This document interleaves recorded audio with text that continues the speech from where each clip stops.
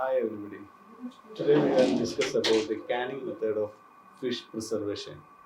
Let's see the definition of canning. Canning is the preservation of food in which food is prepared and packed in airtight container and sufficiently to destroy spoilage, pathogenic and food poisoning organisms, making the food safe for consumption.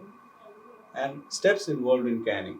First one is preparation of raw materials for canning, washing, dressing, brining, pre-cooking, filling or packaging in cans, exhausting of filled cans, seaming of cans or can closing, retorting of cans or heat processing of cans, can cooling, labeling, storage of cans.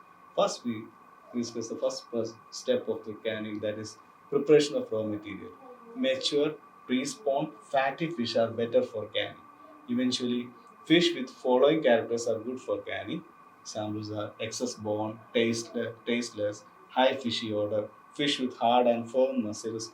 Examples are sardine, herring, hilsa, salmon, tuna, etc. Washing. Second step is washing. First step is preparation of raw materials. Second step is washing.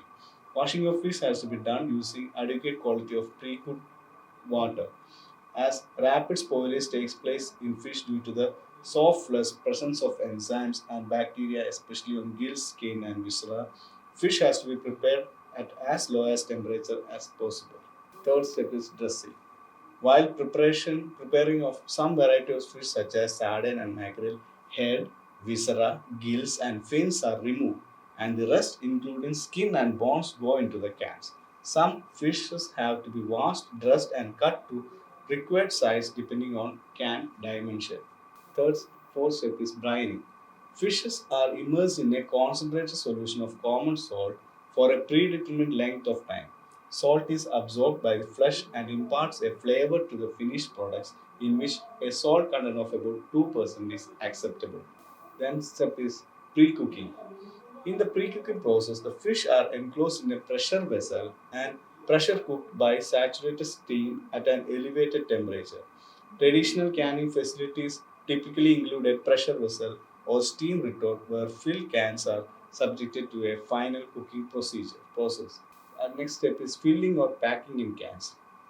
The above treated fishes are filled in the can either by manually or mechanically. Usually, a top space is left behind, which is called head space, and generally filled with inert gas.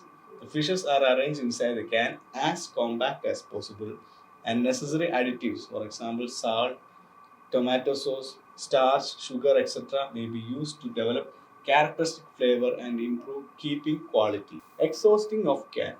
Exhausting is done by application of heat. By this, the gas inside the head space and between two fish pieces will be removed and a partial vacuum will be formed. Exhausting is done to prevent bulging of the can, oxidation of the food, inside corrosion of the tin plate. Different methods of exhausting are heat exhausting or thermal exhausting, mechanical exhausting by vacuum steaming, and steam injection method. Can closing. All fish cans are prepared are closed by the double seaming method, and the operation is usually called seaming. A seal must be achieved that will prevent passage of contaminating material carried either in air or water, after which it has been sterilized. Proper care and maintenance is vital, and its performance should be checked at frequent intervals throughout the working day. This is an important step. Retorting of can. It is the most important step during the whole process of canning. It is done for determined time at respective temperature.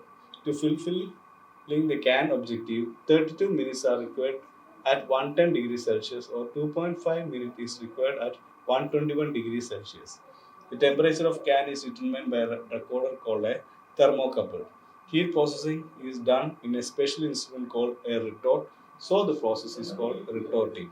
Important objectives of retorting are consumer safety by destroying pathogens and food poisoning bacteria, prevent spoilage by destroying spoilage causing organisms, cooking of food, retention of nutrients, and can cooling. The heat from the can as well as pressure developed inside the can has to be reduced rapidly for preventing straining on the seam and excessive cooking. If the water is contaminated, it will lead to spoilage of cans. Quality of cooling water is very important. The can must be cooled at 37 degrees Celsius retaining sufficient heat for drying the can surface, which also protects against rusting. Labeling. After cooling and drying, the label should be put on the can. The label should display all the information such as name of the product, additives added, net weight, drain weight of content, date of manufacture, batch number, license number, and manufacturer address, etc. Coding should not damage the lacquer or tin side setting so that the corrosion is prevented. And final step is storage of can. The storage of completely processed can should be clean, dry, and cool.